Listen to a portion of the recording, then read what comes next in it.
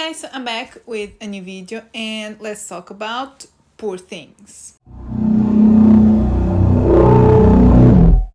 So this is that second time of the year, there's Motel X and then there's Fest, which to me are like the biggest film festivals here.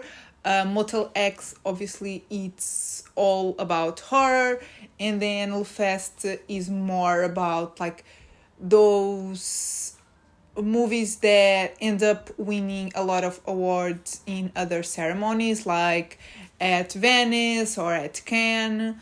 So yeah, there's a few like little gems that I end up watching during this time of the year. Like, I never really talked about this one, but last year I watched Master Gardener, which here in Portugal it's only coming out this year. I think next month or at the end of this month. So yeah, it's crazy because sometimes I watch films that take a long time to come out, like Mainstream, for example. I watched that one so early, way before it came out, like a year before, I think. So yeah, it's the time of the year. I'm probably only gonna review two films, this one and another one. There's currently a poll on my Twitter. I don't know if it will still be up when I post this video, but I'm still deciding which other film I'm going to review. But I had to review Poor Things for like multiple reasons. One, this could be slightly described as an horror, like it's a Yorgos Lanthimos film, so it has that horror feel. Although, I mean, like, The Favorite is not horror, but like The Killing of Sacred Deer and The Lobster could be described as horror. And then there's Dogtooth, which is not exactly horror, but it's a pretty disturbing film.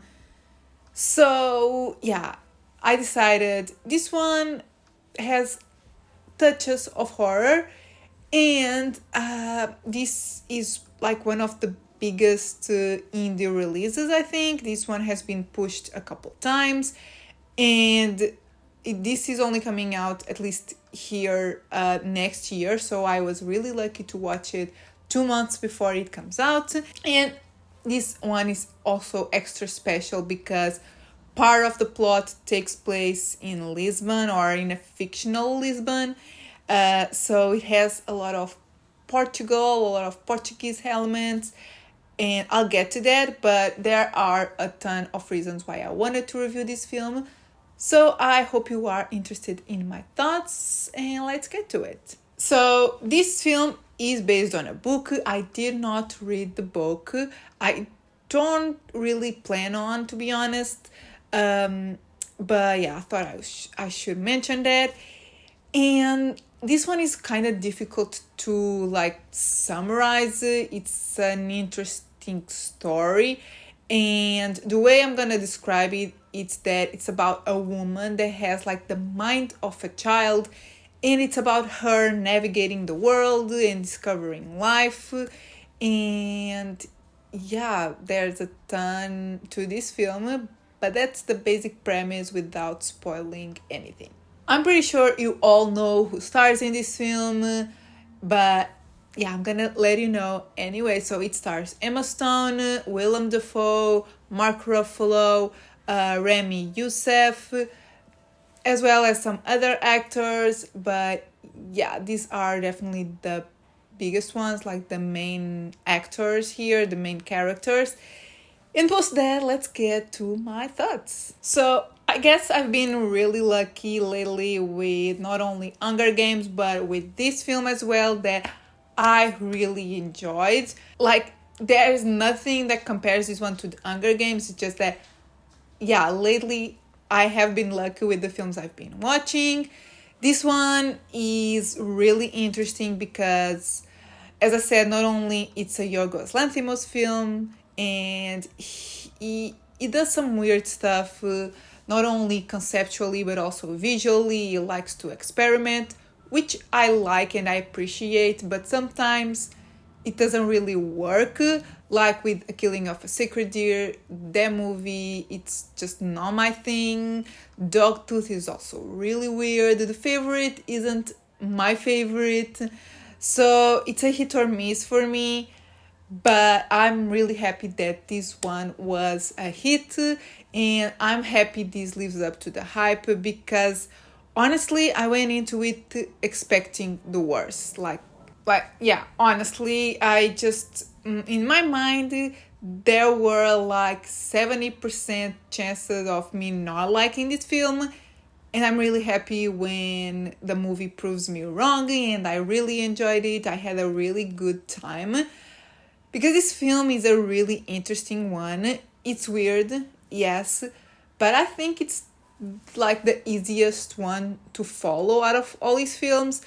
The premise is simple and you can just watch it for what it is and like follow Bella's adventures, like the main character who's played by Emma Stone.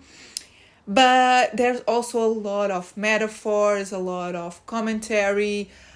Like the movie like dives into so many aspects of like life in general. I really liked the bit about, at least that's how I saw it, but like the thing about having a mind of a child and experience the world through like the lenses of a child, it's a really interesting thing.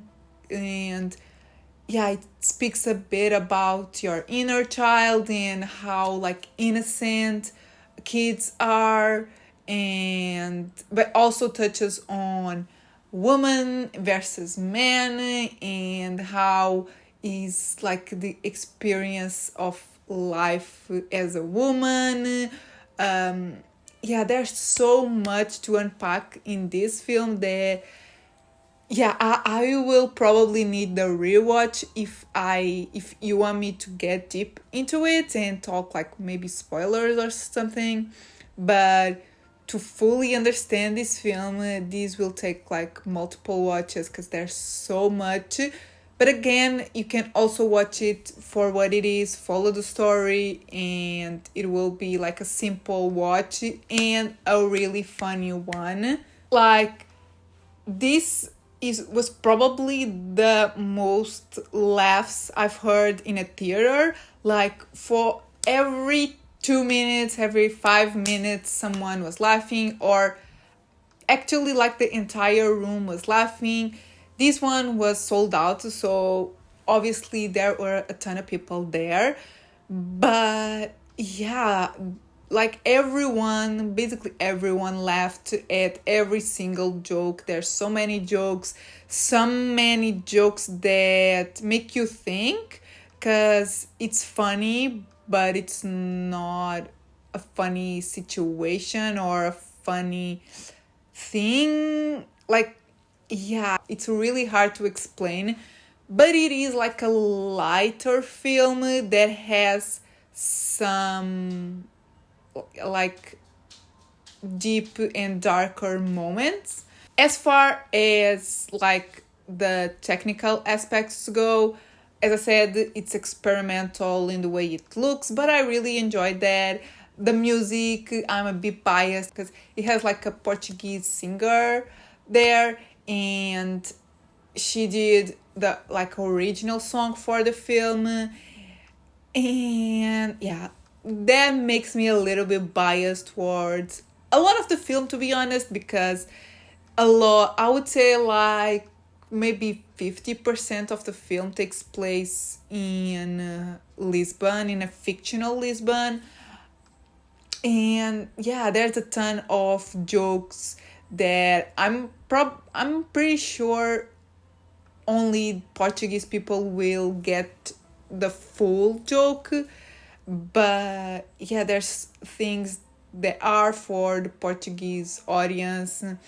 I mean, I'm not saying the other people won't get it, but there's some little details that, yeah, they are a bit more meaningful for us. I'm pretty sure the same thing happens for when the movie like goes to Paris, they also go to Paris, and there's definitely things that will be a lot more meaningful for French people. But yeah, so on a technical level, really good. But the acting, it's the best thing about the film. Honestly, Emma Stone is so good. Like, my mind was blown with how good she was, and she needs that Oscar. Like, I'm like how I was with Brendan Fraser last year winning the Oscar. I'm like this year with Emma Stone. I'm pretty sure she's gonna get the Oscar. I don't think as of now she has a lot of competition. Yeah, she's like so good. Everyone is really good, but she's the best, and she yeah, she definitely deserves that Oscar. And post all of that, let's get to my scores. So, as you can expect, overall, I'm gonna give the film a 4 out of 5. It's a really, really good film, and I'm really happy that, again, it lives up to the hype. Cinematography, I also give it a 4 out of 5. It's a really unique stylization. It works with black and white, with color, with like fisheye, and with, yeah, there's a ton of like different elements that only in a film like this mashup would work, because the whole film is really weird, has weird characters, has weird visuals, and yeah, the cinematography also goes in that direction, really experimental, so it works. And originality, I also give it a 4 out of 5. I think this take the take on this story is pretty unique, and it